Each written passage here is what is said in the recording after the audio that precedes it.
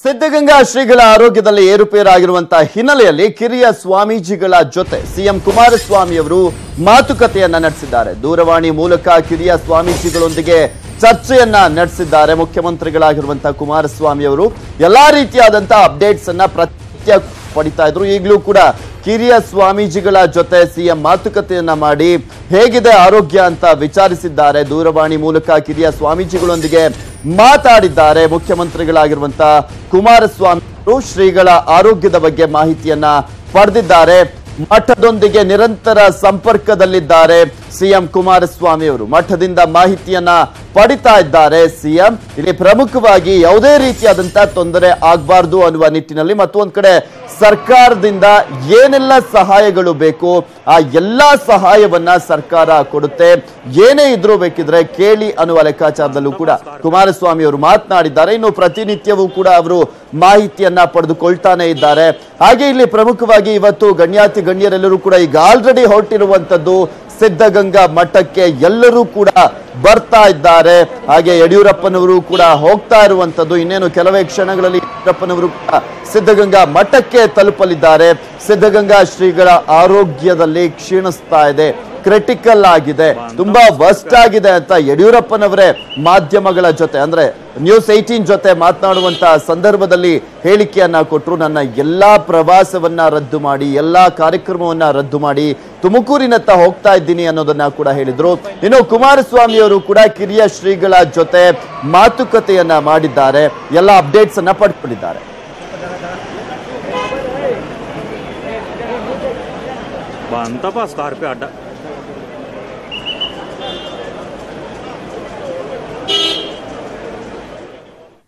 ಶಿವಕುಮಾರ ಸ್ವಾಮೀಜಿಗಳ ಆರೋಗ್ಯದಲ್ಲಿ ಏರುಪೇರಾಗಿರುವಂತಹ ಹಿನ್ನೆಲೆಯಲ್ಲಿ ಸಿದ್ಧಗಂಗಾ ಮಠದತ್ತ ನಿರ್ಮಲಾನಂದನಾಥ ಶ್ರೀಗಳು ಕೂಡ ಆಗಮಿಸ್ತಾ ಇದ್ದಾರೆ.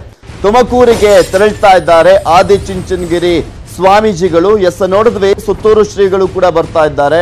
ಮತ್ತು ಒಂದ್ ಕಡೆ ಆದಿಚುಂಚನಗಿರಿ ಮಠದ ನಿರ್ಮಲಾನಂದನಾಥ ಶ್ರೀಗಳು ಕೂಡ ಬರ್ತಾ ಇರುವಂತದ್ದು. ಸಿದ್ಧಗಂಗಾ ಮಠದತ್ತ ಅವರು ಕೂಡ ಹೊರಟಿದ್ದಾರೆ, ತುಮಕೂರಿಗೆ ತೆರಳ್ತಾ ಇದ್ದಾರೆ. ಆದಿಚುಂಚನಗಿರಿಯ ಶ್ರೀಗಳು ಶಿವಕುಮಾರ ಸ್ವಾಮೀಜಿಗಳ ಆರೋಗ್ಯದಲ್ಲಿ ಏರುಪೇರಾಗಿರುವಂತಹ ಹಿನ್ನೆಲೆಯಲ್ಲಿ ಆರೋಗ್ಯವನ್ನ ವಿಚಾರಿಸೋದಕ್ಕೋಸ್ಕರ ಮಂಡ್ಯದಿಂದ ತುಮಕೂರಿನತ್ತ ನಿರ್ಮಲಾನಂದನಾಥ ಶ್ರೀಗಳು ಬರ್ತಾರೆ. ನಾಗಮಂಗಲದಲ್ಲಿ ಇರುವಂತಹ ಶ್ರೀ ಕ್ಷೇತ್ರ ಚುಂಚನಗಿರಿಯಿಂದ ಅವರು ಹೊರಟಿದ್ದಾರೆ.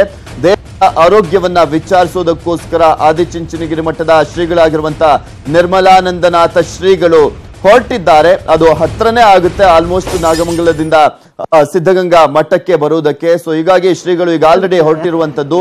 ಇನ್ನ ಎಲ್ಲಾ ರೀತಿಯಾದಂತಹ ಭದ್ರತೆಯನ್ನ ಕೂಡ ಕೈಗೊಳ್ಳಲಾಗಿದೆ.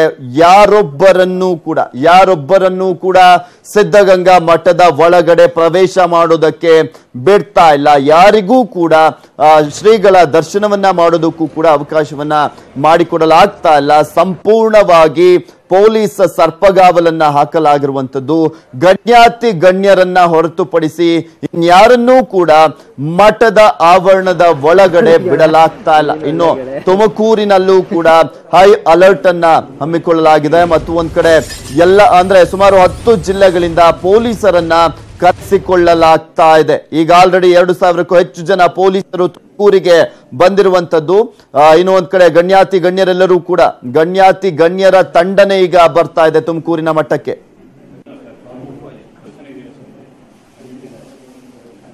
ನೋಡ್ತಾ ಇದ್ದೀವಿ ಗಣ್ಯಾತಿ ಗಣ್ಯರೆಲ್ಲರೂ ಕೂಡ ಬರ್ತಾ ಇದ್ದಾರೆ. ಹಾಗೆ ಸಿಎಂ ಕುಮಾರಸ್ವಾಮಿ ಅವರು ಕೂಡ ತುಮಕೂರಿನತ್ತ ಬರ್ತಾ ಇರುವಂತದ್ದು. ಮುಖ್ಯಮಂತ್ರಿಗಳಾಗಿರುವಂತಹ ಕುಮಾರಸ್ವಾಮಿ ಅವರು ಕೂಡ ತುಮಕೂರಿಗೆ ಹೊರಟಿದ್ದಾರೆ, ತುಮಕೂರಿಗೆ ಆಗಮಿಸ್ತಾ ಇದ್ದಾರೆ.